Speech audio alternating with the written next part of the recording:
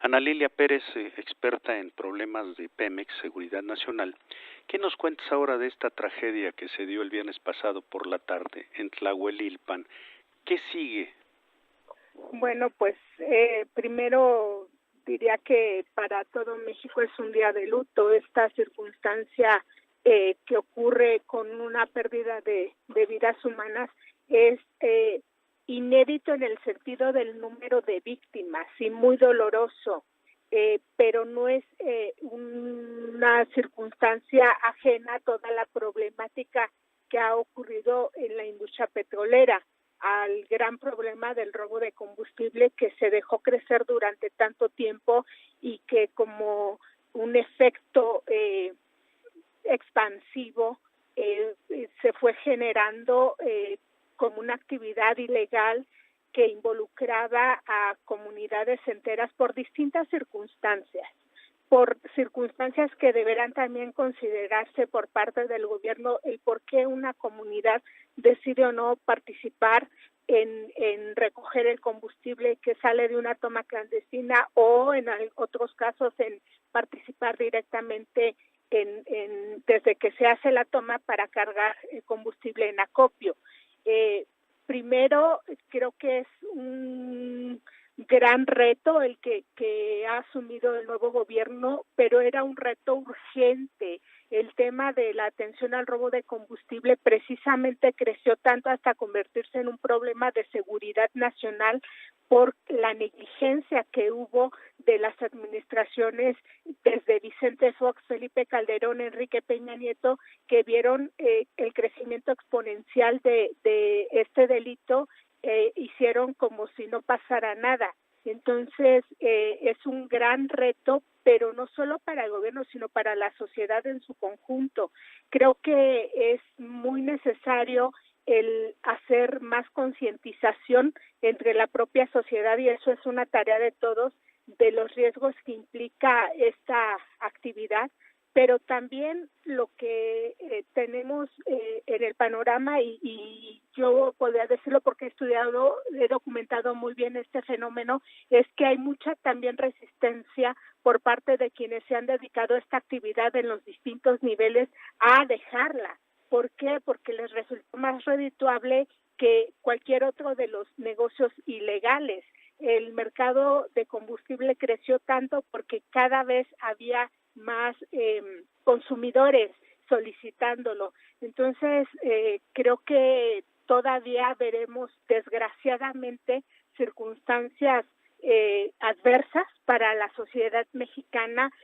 Yo espero que no tragedias de las dimensiones que estamos viendo hoy, pero ello dependerá de que también la propia sociedad haga conciencia de la implicación que tiene primero para su propia integridad y en un análisis más profundo de que al participar en ello o en el comprador, al fomentar esta actividad comprando, pues está participando también en fortalecer una actividad que ha hecho tanto daño al país y que, bueno, ahora ya no estamos hablando solo en términos económicos, sino un tema de que cuesta vidas humanas, que es lo más valioso que tiene una sociedad. Justamente en esto me llama la atención por lo doloroso que haya estado el pueblo sin gasolina durante por lo menos 2 semanas y que hayan acudido a esto y que los sometan como carne de cañón, como nos decía ayer una ingeniera,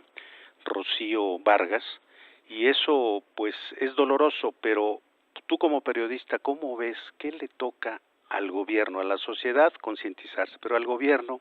Yo creo que más allá de las conferencias mañaneras, no sé, estamos nosotros como esperando una política pública más rigorista, no sé si vaya por ahí el asunto, ¿tú cómo lo ves? Yo creo que se debía pensar más en generar empleo, posibilidades de desarrollo, más que en programas, no sé, el programa social no va a funcionar si no va encaminado a las actividades productivas. Y la realidad de muchas regiones de nuestro país es que han sido abandonadas por décadas por los gobiernos. Hay un tema bien interesante aquí, el vacío de autoridad.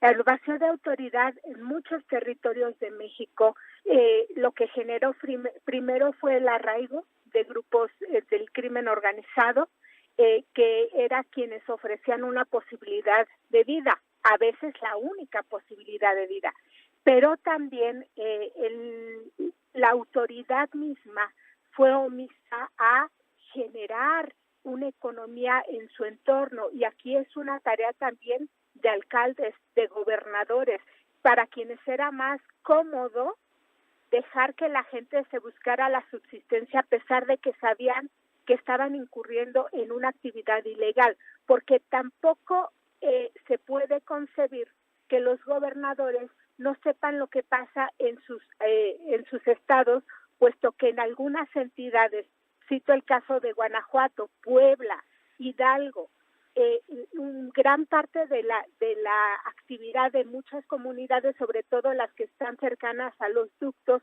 es la sustracción del robo de combustible, la participación del robo de combustible. Pero ojo, aquí no podemos perder de vista que finalmente las tomas no las realiza una persona sin que tenga el conocimiento previo de ello. Y aquí, cuando la gente llega, hasta donde sabemos, cuando la gente llega a recoger el combustible, ya estaba la toma clandestina, es decir, que previamente se hizo esa toma clandestina. De manera que en las investigaciones se tendrá que revisar cuidadosamente desde quién hizo esa toma, con qué finalidad, porque en esto coincido con la ingeniera, en algunas zonas se ha usado familias, sobre todo mujeres y niños, como escudo para llevar a cabo este tipo de actividades. Entonces, es bastante complejo el panorama, porque el robo de combustible también se debe evaluar de acuerdo a la región en la que se comete. En algunas regiones son grupos armados los que están coordinando todo.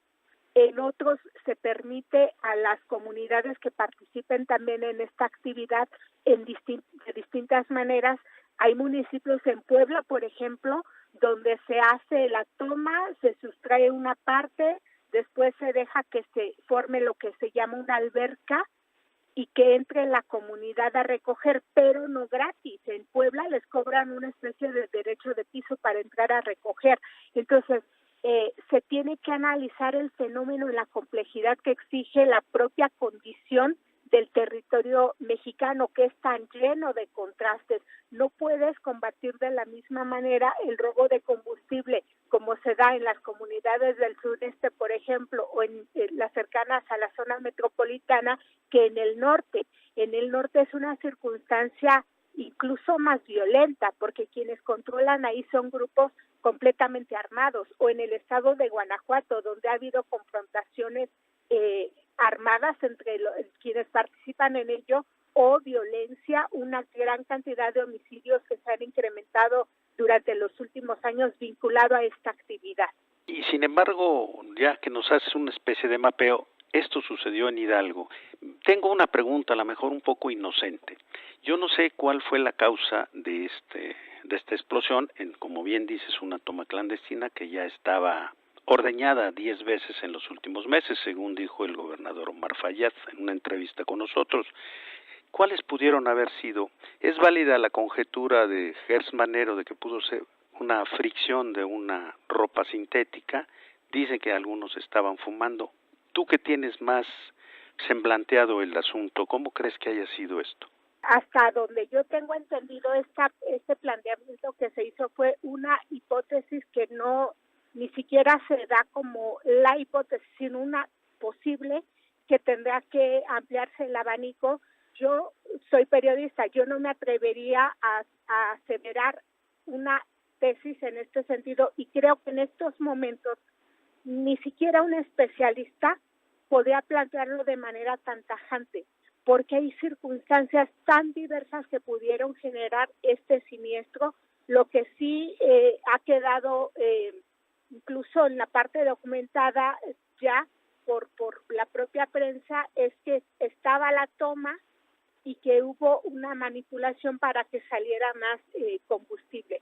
Entonces creo que como parte de sociedad responsable que debemos ser los comunicadores, debemos también esperar el resultado de estos peritajes. Lo que podemos plantear son escenarios, pero yo no haría conjeturas, porque yo las opiniones que hago son con base en el conocimiento preciso que tengo del tema, y en este caso es un siniestro que se debe abrir todas las líneas de investigación, y al tratarse de un siniestro también que implica cuestiones técnicas industriales, se debe ir a la raíz que generó primero la parte de la toma, quién hizo la toma, manipulación y lo que generó esto.